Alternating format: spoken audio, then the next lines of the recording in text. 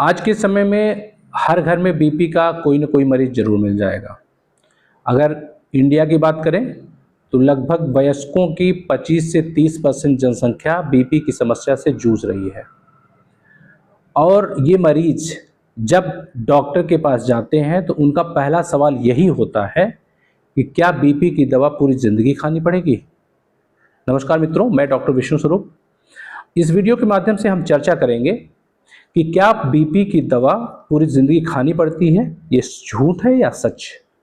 इसको हम साइंटिफिक तरीके से समझाने का प्रयास करेंगे, बिल्कुल सरल भाषा में। हम ये भी बताएंगे बीपी बढ़े रहने से क्या खतरा हो सकता है, बीपी की दवा अपने मन से छोड़ने से क्या खतरा हो सकता है, और बीपी की दवा खाना क्यों ज़रूरी है। इन सारी बातों पर चर्चा करेंगे।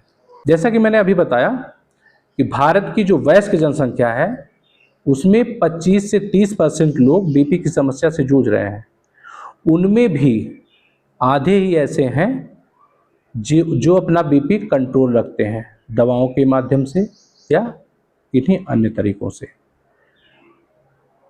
तो पहले तो मैं ये बता दूं कि बीपी है क्या।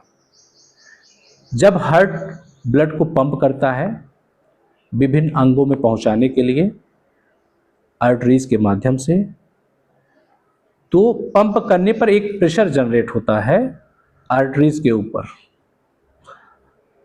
वही प्रेशर जो होता है उसी को हम बीपी कहते हैं, जो आर्टरीज पे पड़ता है। अगर ये प्रेशर बहुत ज़्यादा है तो बीपी बढ़ा हुआ मानेंगे, कम है तो बीपी लो मानेंगे। अगर ये प्रेशर नॉर्मल रेंज में है तो नॉर्मल बीपी कहेंगे। मैं ये क्यों बता रहा हूँ, इससे आपको समझने में आसानी होगी। अब मैं एक साधारण से उदाहरण के माध्यम से मैं आपको समझाना चाहता हूँ, जैसा कि मैं ज़्यादातर अपने मरीजों को मैं समझाता भी हूँ। जैसे आप खेत में पाइप के माध्यम से पानी ले जाते हैं, मशीन पानी को पंप करती है। मशीन जब तक एक प्रेशर तक पंप करती है तो पाइप उसको सह ले जाता है। जब मशीन का प्रेशर बहुत ज़्यादा होता है तो वो प्लास्टिक की पाइप फटने का डर होता है। ठीक वैसे ही हार्ट पंप जब एक प्रेशर तक करता है तो ठीक है, लेकिन अगर बहुत ज़्यादा प्रेशर से पंप करेगा तो कोई भी आर्टरी फट सकती है, जो ब्लड को ले जा रही विभिन्न अंगों में कहीं भी फट सकती है। अगर दिमाग की नस फट गई तो क्या होगा, ब्रेन स्ट्रोक यानी ब्रेन हैमरेज।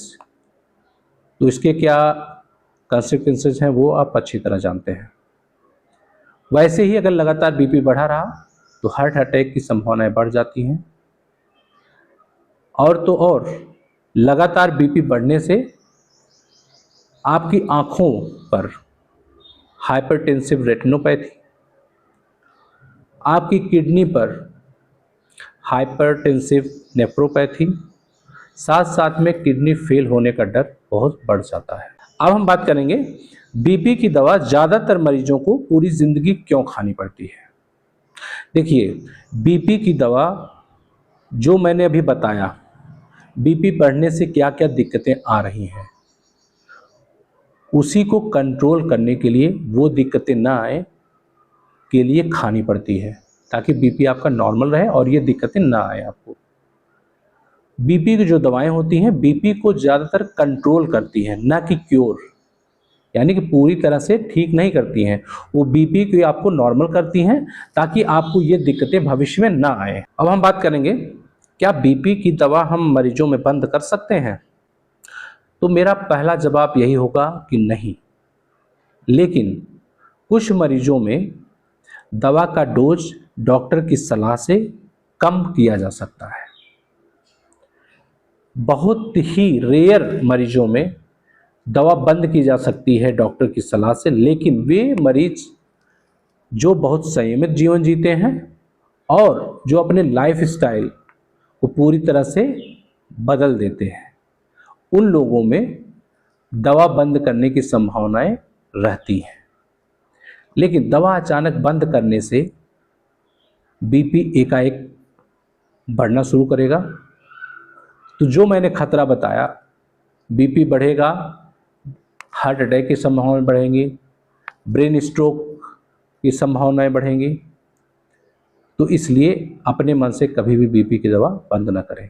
अब हम बात करेंगे जिनका बीपी बॉर्डर लाइन पे है, तो उनका बीपी नॉर्मल कैसे आए, उसके लिए क्या करना है। सबसे पहली चीज़, नमक की मात्रा अपने खाने में कम करना है आपको। स्ट्रेस पे यानी कि मानसिक तनाव पे पूरी तरह से कंट्रोल करना है। अगर आपका वज़न बढ़ा हुआ है, वज़न को कम करें। स्मोकिंग और अल्कोहल की अगर आपकी आदत है, इससे दूर हों। डेली एक्सरसाइज करें, हेल्दी डाइट लें। तो ये सब चीज़ों से हम बीपी को काफ़ी हद तक कंट्रोल कर सकते हैं। अब लास्ट में मैं बताना चाहूँगा कि ओपीडी में अक्सर मरीज आते हैं, कहते हैं कि डॉक्टर साहब बीपी की दवा की आदत लग जाएगी। तो भैया आदत नहीं, ये प्रोटेक्शन है। बीपी की दवाएं आपको हार्ट अटैक और ब्रेन स्ट्रोक से बचाती हैं, इसलिए बीपी को कंट्रोल में रखें। धन्यवाद। आज के लिए बस इतना ही। अगले वीडियो में हम किसी अन्य टॉपिक पे बात करेंगे।